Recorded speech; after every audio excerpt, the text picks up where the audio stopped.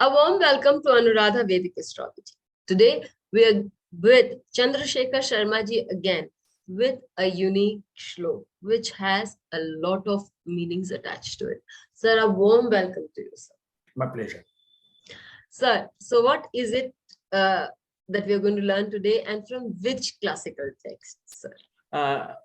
These days I am more interested in the Phaladipika of Mantreshwara because it is a bit complex to understand. And if it is complex to understand, then it must be having some meaning in it, isn't it? Now, this shloka is talking about, we always talk about yogas and we get obsessed with yogas, isn't it? Right. So we have to understand there are good yogas, there are bad yogas in every chart. I mean, whichever chart it might be, isn't it? Right, sir. And then when we talk about the strengths, so there are many ways of looking at strength, which is Vinshopaka Bala is one, another is whether it is in house of friend or enemy or exaltation or debility, etc. But the third factor which we generally forget is the Digbala, the directional strength of the planets. So what is this Digbala and how does it manifest and what is its importance? It has great importance because only having a yoga is not going to get you something. Unless, of course, you strive hard for it, you might get it. But where the yoga is happening and what is the strength of the planets involved. So one part is we look the strength from the Navamsha, there is no doubt about it. But ultimately, if we think about it and we look at the Shadvarga Bala and other things, we see that most of the marks are given to the Lagna, the Kshetra, the natal chart. So in natal chart, what is the placement of that planet? Does it have the strength enough to push you through? Maybe without efforts or with efforts. So this is generally, one forgets about it. And then one thinks that because there is a Rajyoga, I will become a king. Nowadays, nobody wears a crown except the Queen of England, who doesn't have any authority in the governance. So we have to understand that the Rajyoga means power and wealth, correct. But that wealth you can also fritter away. So that yoga also will be there. Why? So what is the strength of the yoga? And this is what is being talked about. And this is very peculiar. It says, Dvauva Triadya, and 2 or 3, etc. Digbala Yukta Yadi Jataka.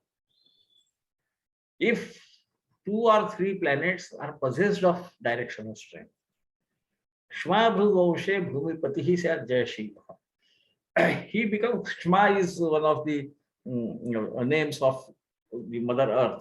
That means the land. And always king is called as a Mahipati, the owner of the land. So this means if 2 or 3 planets are possessed of directional strength, and if the person is born in the the lineage of a king, then he will become a king. Which itself says that the another parameter, what is the position of the Jataka at the time of birth? If it is higher, it will need very less strength to go a bit higher. If it is lower, it needs much more than only 2 or 3 things with directional mala. That is what is being told, which is generally. Right. Now, the next part is also equally important, which always talks about what was the condition of the Jataka when he was born, or his family where he was born. He says, Hitva Mandam Panchakhaga Digbala Yuktos Chatvarova. He says, excluding Saturn, if 5 or 4 planets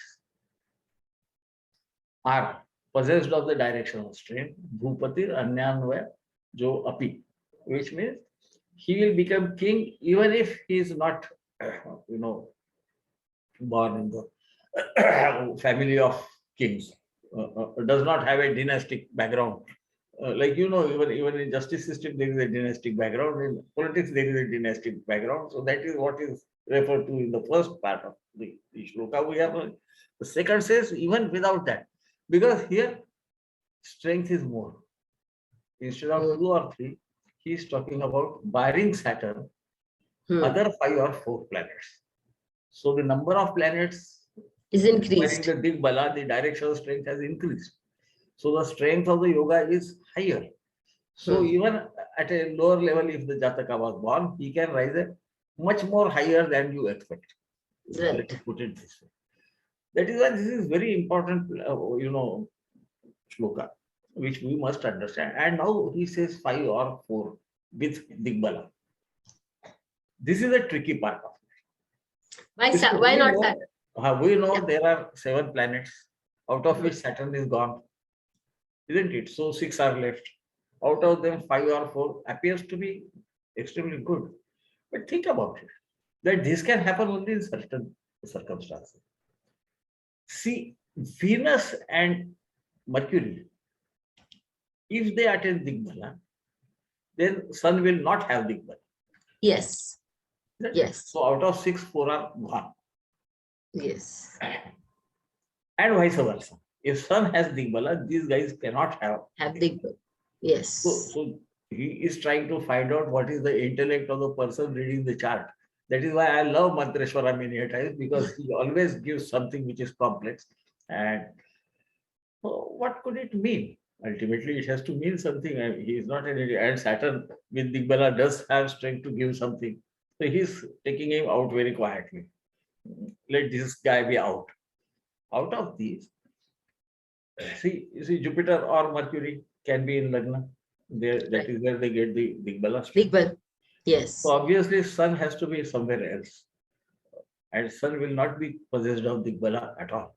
Which means that person would not have, the ego or the administrative ability to the extent that is desired, but he has something else. Yes. So Mars comes, then Moon comes. Moon can be Moon and Venus if they are in the 4th house. They are possessed of Digbala. Naturally, Sun cannot be in the square at that time. Neither can Mercury be in square at that time. Because Digbalas are, obtained in when they are placed in squares. And we know more than 28 degrees apart, Mercury cannot be from Sun, and more than 48 degrees, if I remember right, Venus cannot be apart from Sun. Yes. So this has to be understood in the right way. So what is he saying about? Why does he say this? It is something which we must think about. And so what can happen? Jupiter can be with Digbala, Mercury or Venus. Digbala. Mangal, Mars can be with Digbala, and Jupiter can be with Digbala. So 5 is out of question. It can only be 4 planets which can be Digbala family, because when Venus is in Digbala, Mercury cannot be in Digbala, and neither can be Sun. Same applies vice versa also. So, right. So this has to be understood. So he is giving you some hint by saying about 2 and 3 planets, and then 5 and 4 planets. He is trying to tell the power of the yoga has to be pretty powerful for these things to happen. So what will actually happen is only 4. So because the moment Sun comes in, Venus and Mercury are gone. So out of the 6, 2 are gone. So there can only be 4. So this is what has to be understood. And so without saying this in specific words, what is being told here? What is the strength of the yoga? Where is it placed? And what is Digbala has to be thought about. See, Venus and Moon are connected with night. So when they are in 4th house, so you have to understand. Sun at 12 o'clock in the daytime is most powerful. So Digbala has many other meanings, connotations. Yes. And that is why I thought this shloka will be of use to astrologers. Many of whom read the text verbatim. So once you enter into Phaladipika, then you find he tells something, and then you think about it and you find, oh, this is not possible. So what is he saying? He is an Acharya. He is not an ordinary person. See, Mantreshwara, Vaidyanath or Varamir, Parashara, of course, no doubt about it, or Jaimini, they are great people. So if they are saying something like this, you better try to understand. And the idea entirely is that it is not only the strength of the planet because of the Namash occupation or being placed in the Rashi of bosom friend or exaltation. This also becomes material. And that is what is being hinted at when he is talking about the 5. The 5th better be strong otherwise, is what he is saying when he says 5 or 4 planets. So if we go through it properly, think about it, we understand what is being said. At least that is how I understand. Of course, Other astrogrades might look at it in a different fashion, because this is a science where we had 18 pravartakas, not one or two, and they had differences of opinion, and they were all sages, not like me, who is a, an engineer. So that's just one question. So this is why I chose this shloka, to make people understand what should be the strength of the yoga, to actually get what is being said, and what weakness should not be there.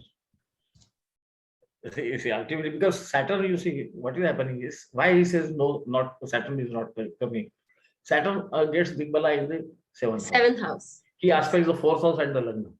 Yes. So sometimes very cautious and not much happiness. Of course, it can always be converted by he's trying to travel a lot and other things. But that is why he says, okay, let me give them this much and let them understand first. Right. Anybody reading Mantreshwara's Phalanipika will always be confused. And I also used to be confused. Even now I am confused in certain parts. But I have started thinking about what is he saying. He cannot be wrong. There is something we are missing. More, yes. He talks about Chandra Kriya and Chandra Avastha and other things. So you rarely find it mentioned anywhere else. Or in 16 point, the Shodasha Varga, as we call it. He talks only about 10 Vargas. He doesn't go to the other 6 Vargas. So why? It's something we must understand. And this is why I am saying, because those who really want to go deeper into astrology, I think they should try to understand this. Yes. Conclusion, and that's it. Sir, Phalanipika is one of my favorite books because it has a lot to offer. And as you said, a very beautiful point that came out in the end, that you said that Saturn, if it is Digbali, it is also aspecting the Lagna and the fourth house, where there are already two Digbali planets sitting. So there it can cause certain amount of diminishing in their value. Absolutely. Beautiful that Manteshwar Rishi just leaves a clue for us to work out on. And sir, Digbala is basically something that we don't give it so much of value, but as I find it, that even when we are doing the analysis and the dasha system, they do make their presence felt in the dasha. Absolutely. Because see, ultimately they are all Digbalis in Kendras, and Kendras has the energy. Yes, sir. So this is, I thought this would be a good shloka for those desirous of learning astrology from a different perspective. Let us put it this way. Beautiful, sir. Thank you. Even the greats say that it's difficult to understand Phalanipika for this reason. Not because it is difficult to understand. Verbatim, it is easy to understand. But it has a lot of different, yes. I think this is it. Thank you so much for the beautiful shloka, sir. My pleasure. Please hit the bell icon for fresh updates. Don't forget to like, share, and comment on the videos, and please subscribe to our channel.